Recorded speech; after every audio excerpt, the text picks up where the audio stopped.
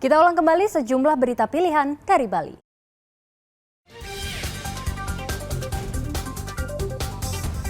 Hujan lebat yang mengguyur sebagian besar wilayah di Karangasem mengakibatkan bencana longsor di sejumlah tempat.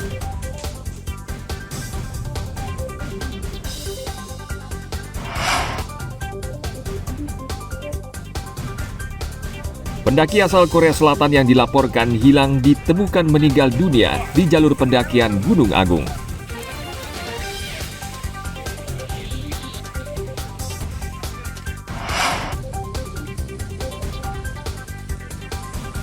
Libur akhir pekan, kita ajak mencicipi lezatnya sop dan kepala ikan salmon bakar di Kota Denpasar.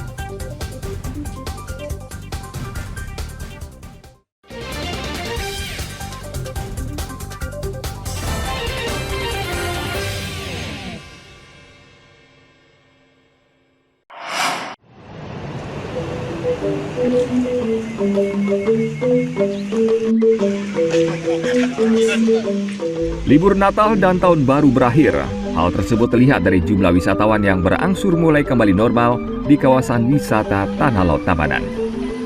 Kawasan wisata ini bisa menjadi indikator jumlah wisatawan yang berkunjung ke Pulau Dewata. Hingga akhir pekan lalu, wisatawan baik lokal maupun mancanegara masih cukup ramai. Namun tidak seperti saat menjelang Natal dan Tahun Baru. Menurut catatan pengelola Tanah Lot, jumlah wisatawan per hari saat ini berkisar 5.200 orang. Menurun dibandingkan saat libur Natal dan Tahun Baru yang bisa mencapai hampir 10.000 wisatawan per hari.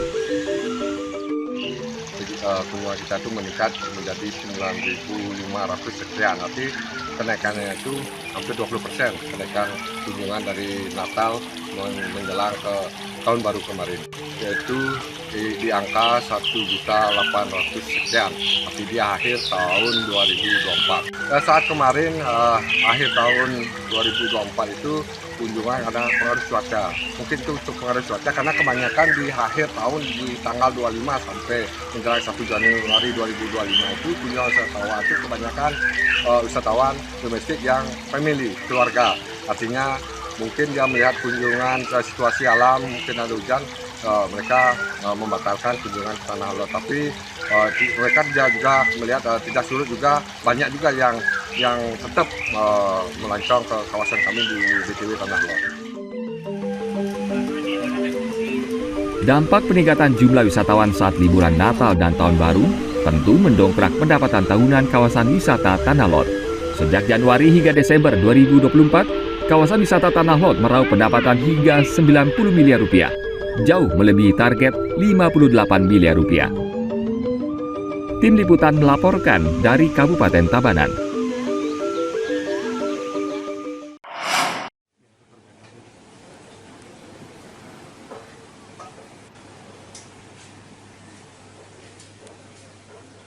Ikan salmon biasanya identik dengan hidangan mewah karena harga ikan ini lebih mahal dibanding jenis ikan lainnya. Di Bali, kuliner dari ikan salmon hanya disajikan di restoran tertentu.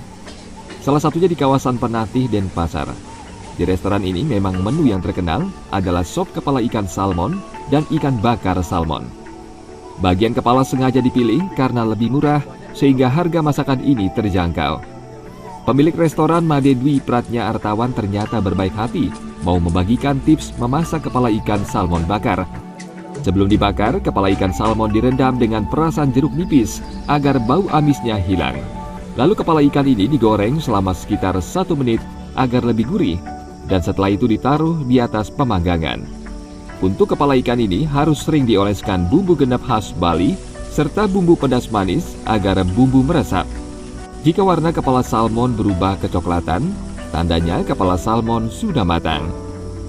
Biasanya kepala ikan salmon ini disajikan dengan sayur pelecing dan bumbu pedas khas Bali.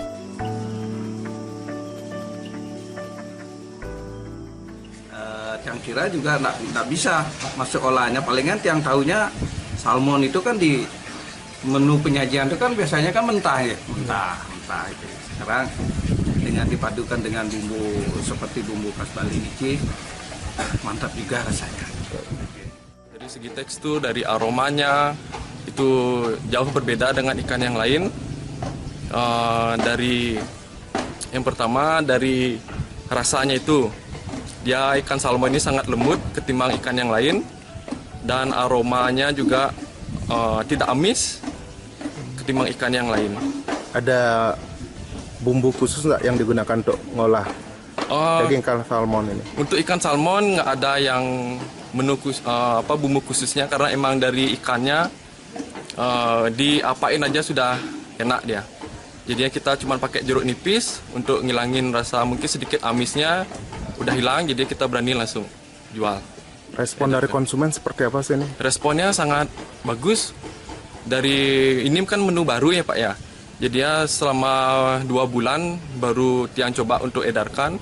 Ternyata banyak yang peminatnya dan ketagihan untuk mencoba.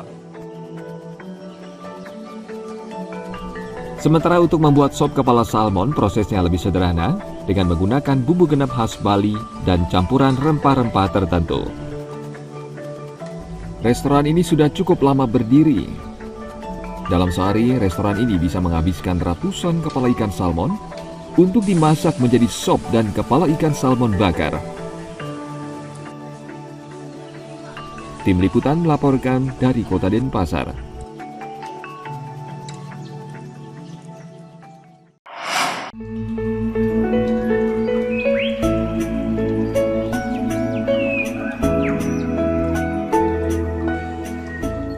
Desa Kamasan Klungkung terkenal dengan hasil seni lukis yang banyak diminati wisatawan asing dan domestik.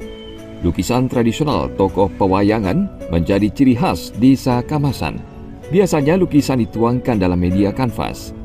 Tetapi ternyata yang diminati bukan hanya di media kanvas, tetapi lukisan dapat dituangkan ke media lainnya, seperti ke media anyaman kerajinan bambu bernama sokasi. Selama ini, sokasi merupakan tempat sesaji menghaturkan persembahan dalam kegiatan adat di Bali. Sokasi biasanya berbentuk kotak dan bulat. Salah seorang pelukis di media sokasi adalah Ninyoman Suwardani. Ia telah menekuni seni lukis khas tradisional ini sejak 1991 di Banjarsangging, Desa Kamasan Klungkung. Ini idenya dari mana Bu, kok bisa melukis di wayang? Idenya dari diri sendiri, sama-sama anak-anak sama bapak. Nanti bapaknya yang nyeket dulu, yaitu yang kasih warna sampai finishing. Apa aja Bu yang bendanya untuk selain sokasi bisa dilukis di wayang Kamasan ini? Bisa dari telur bisa, dari kayu, dari telur bisa, dari patok kelapa bisa. Dari apa namanya, dari bambu bisa, bambu seluring bambu. Proses melukis di media sokasi membutuhkan waktu paling cepat 3 hari hingga 1 minggu. Tahapan melukis diawali dari memberi warna dasar bercampur lem ke media anyaman bambu sokasi. Untuk memperkuat daya tahan warnanya, bambu dijemur. Setelah kering, berlanjut ke pembuatan pola beberapa tokoh pewayangan di masing-masing media sokasi. Kemudian ke tahap pewarnaan ke gambar dasar lukisan. Berlanjut ke tahap terakhir, pengemasan sokasi.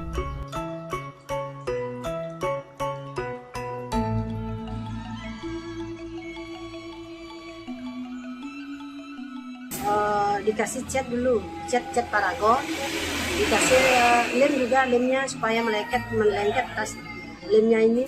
Sudah habis itu jemur, sudah dijemur, lalu udah dikasih seket dulu, baru dikasih warna ini supaya ada gini, lain dari lukisan wayang, supaya ada yang seperti membuat tempat bunga gitu, beginilah jadinya.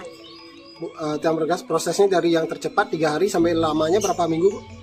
3 hari, kalau yang kecil 3 hari, kalau yang besar bisa 1 minggu. 1 mingguan ya paling lama. Untuk harga Bu, yang termurah sampai termahal berapa? Kalau saat yang jual lukisan, karena yang pakai warna 2 dimensi, kalau orang lain lukisannya kan 1 warnanya, kalau tiang kan 2 warnanya, ada tipisnya, ada tebalnya. Udah itu kalau sokasi yang jual yang besar itu 500.000. Berarti harga 200.000 sampai 500.000. Seni lukis media sokasi telah menembus pasar mancanegara, seperti ke negara Amerika, Jepang, Inggris, hingga ke negara Perancis. Pemesanan banyak dilakukan pada bulan Agustus hingga Desember. Dalam sekali pemesanan mencapai 50 hingga 100 lukisan media sokasi. Ukuran yang paling banyak diminati adalah yang berukuran kecil yang dibanderol dengan harga 200 hingga 500 ribu rupiah. Tim Liputan melaporkan dari Kabupaten Klungkung.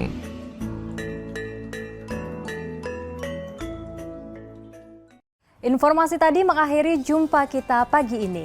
Atas nama rekan yang bertugas, saya Dana Paramita mengucapkan terima kasih atas kebersamaan Anda.